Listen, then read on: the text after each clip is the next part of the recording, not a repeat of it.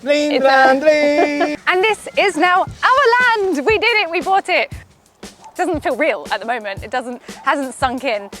And this is the first project we're going to do. We did have to have the vet out for Chavi. I'm Emma and this is Edu. We're the founders of Tenerife Horse Rescue. We are a small non-profit, self-founded, eco-friendly animal sanctuary born in 2018. We are run by a great big family of volunteers. And an even bigger animal family. Don't forget to press the subscribe button to follow our Finca Life adventures every week.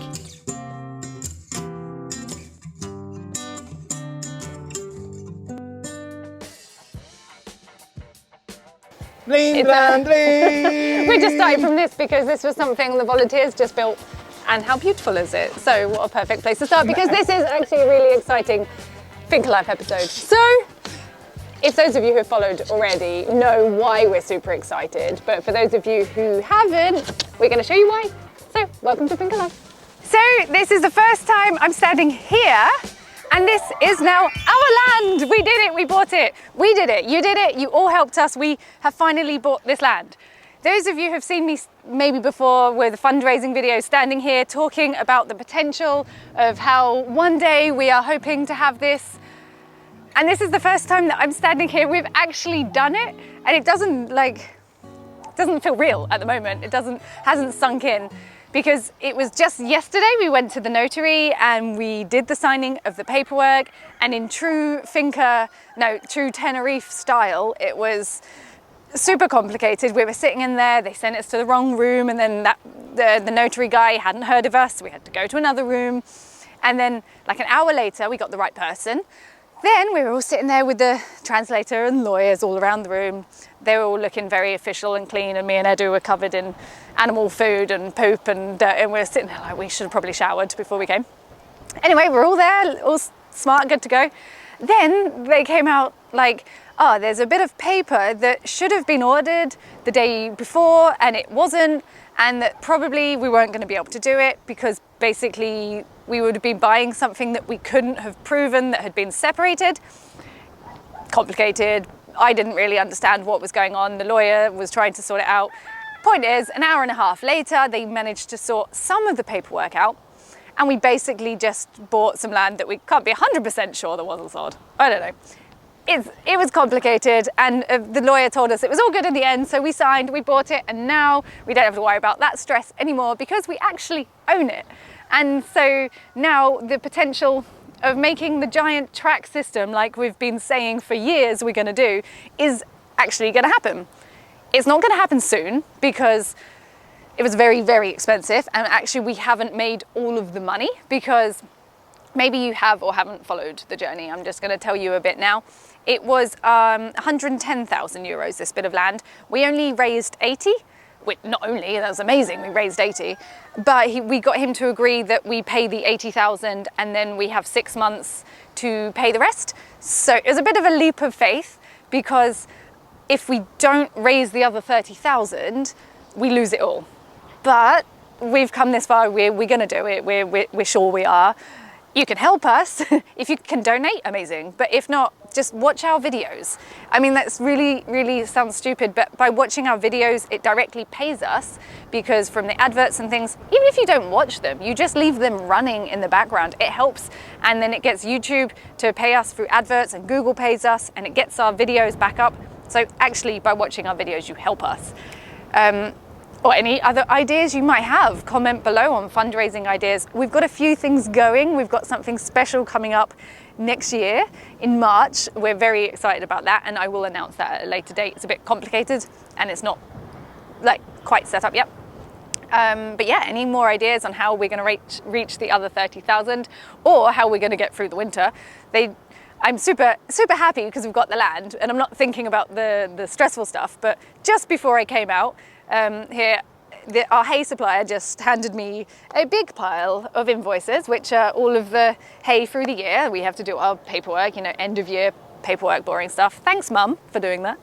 But he hit me with 3 that haven't been paid throughout the year. So that's like 2,500 euros, just like that gone. And we haven't got a lot. We've got about 1,500 euros left in the bank to hope to get us through.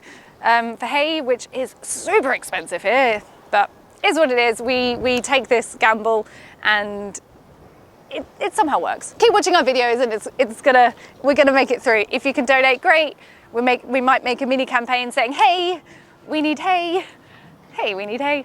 So yeah, that's what this is about.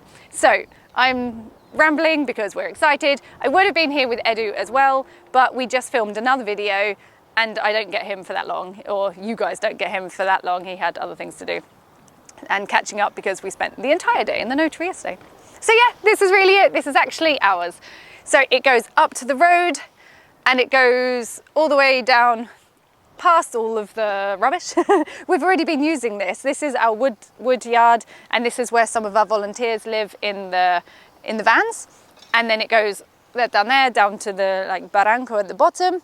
And you just have to picture a massive figure of 8 in the future of horses running and galloping free. And then we're never gonna have to say, no, we don't have the space. We might have to say, no, we don't have the money, like currently. But in the future, this doesn't have to be done straight away. You know, we're gonna start, I'm gonna take you over there actually and tell you our first project of what we're gonna start with. And then this will happen over time. But for now, we safely know that we can continue using it for building. We've got our compost, we've got our workshops, we've got the wood yard and the volunteers, and it's ours. So thank you so much for helping us get this far in the journey, and we would not have done this without any of you. So now, if you follow me over there, I'm going to show you the other bit, because this is not all of the land. There's one more bit which is actually going to start quicker and it's more pretty.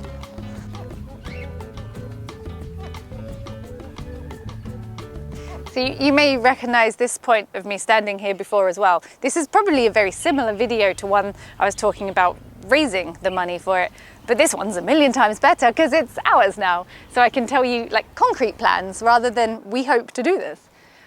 So this is included, this big hole here. And this is the first project we're going to do because, as you know, we've got the other land that we just bought.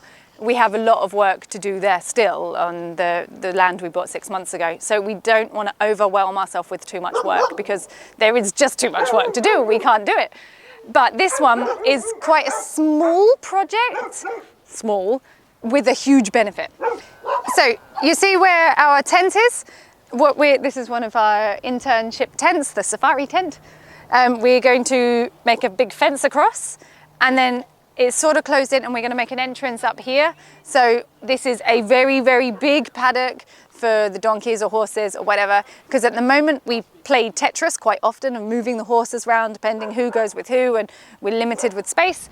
So it's not a huge project. I think it's going to be a few €1,000, which obviously we can't do yet, but as soon as we make that money, it will take off the pressure of we can't rescue any more horses because we have the space. So, and then we can take the pressure off for a long time and know that we have this, and it'll be so nice to see them running around here. We let them run around a bit at the moment because it's so green, and we just stay there with the volunteers, bring a few horses in. We've probably got some footage of this to put in so you can see, and it's lovely. And it'd be nice to be able to actually just leave them there. We'll make a shelter down this side here, and then that's a small-ish job with a big reward from it. So yeah, that's going to be step one. So watch this space. Hopefully soon we'll do that. We'll finish the community room first. We'll finish sort of what's going on over there. Then that's the next step. Oh, that'll be an amazing day to watch them running free in there without having to chase them when they escape. So, although obviously the most exciting thing that happened this week was about the new land, other things do happen, and we actually filmed it yesterday or the day before, but then we had a slight mishap with the microphone, so we are refilming, which is why I've changed my clothes, and I might not make total sense. I might repeat myself because I don't remember what we said before. The show must go on, and still lots of things are happening every day, as you can see even just behind me. This is, I think it's about 9 o'clock now in the morning, and you just see everyone. I love it sometimes. Our office is at the top here, and you can look down and see everyone poo picking and feeding their animals, trimming their feet and feeding the small animals. It's lovely. So that's normal life, obviously, that's going on. But there were other things that have happened this week, not loads of big points, which is good because normally there's some problem if there is. But we did have to have the vet out for Chavi. Some of you who may have followed followed our story know about his past, but if you don't, long story short is we rescued him over 2 years ago, and he had had an accident where he'd fallen down like a valley and had injuries in both of his back legs, but that mixed with very bad advice from vets, he didn't recover, and the swelling got bigger and bigger, and it got infected, and there was some, yeah, I can just say terrible, terrible advice from the vets, because actually the woman who had him was really trying to help him, but it just got worse and worse and worse. By the time he came to us, his legs were massive, and this has caused long-term damage with problems with him now. And then about a year ago, he had another complications from the old injury, a blood clot, which then meant he had a big problem. We actually very nearly lost him. We really didn't think we were going to save him, so we're so happy we did.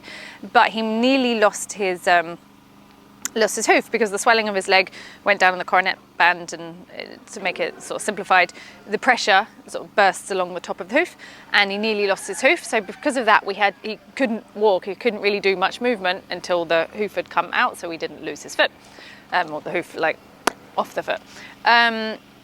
So again, because of that, his feet struggled a bit more. So we wanted an X-ray to find out if we have progress, because he has rotation in his bone in his feet as well. He suffered from laminitis before we got him. And we had an X-ray just to compare to see if he's improved, because it's hard to compare now after the long time off, because before he was walking beautifully. He is a thoroughbred, so for those of you who know about horses, know that their feet are a nightmare and they're always struggling with their feet. I haven't got the X-rays yet, but when we got them, and if you're interested, I'll put them, we can compare just to see if we've got progress or it's got worse and where we're going to go from there. Unfortunately, some rehabilitations are a lot harder than others, and his is incredibly difficult. I wish he came to us a year before, like as he had his injury, and then I think we would have been in a very different place. But however, and we want to thank you for the people who support him and sponsor him. You're helping us, give him a chance like this. At the moment we're giving him a devil's claw, which is a natural pain relief for him, because we can't stay on long-term pain relief, just to make it a bit more comfortable for him. But hopefully with the X-ray and the vet, we'll see a bit more what we can do. So yeah, that was the main two things that happened this week. One really, really, really good, one not so good, but that's life, right? What else happened this week? Nothing really. We're getting ready for Christmas. We've got one tiny little Christmas tree over there. But we had a meeting with all the volunteers yesterday. Everybody got ready for their Secret Santa. We got Make It, I think I told you already, Finca Style, or we pick a name from the hat, and then we have to make the present so it's free. And then we're just figuring out who's going to do what for the Christmas, and everyone just works together as a big team, because animals don't have Christmas. There's still a lot of work to do, but it's lovely. And again, well, the weather's not so good now. The last video, before we lost the video, I was talking about how amazing the weather was now after the rain, and it's dried it all out, but it's threatening to rain again today, so I don't want to say that. And that is probably enough for this video, because it's probably quite long and it's a whole video of me talking. So thank you if you've made it that far through me talking a lot. And as always, thank you so much for supporting us, supporting our channel. It helps us help animals like all of the ones behind. And yeah, if you haven't already, subscribe, comment below what you want to see more of, hit the bell. I never know which corner it is. And I'll see you next week.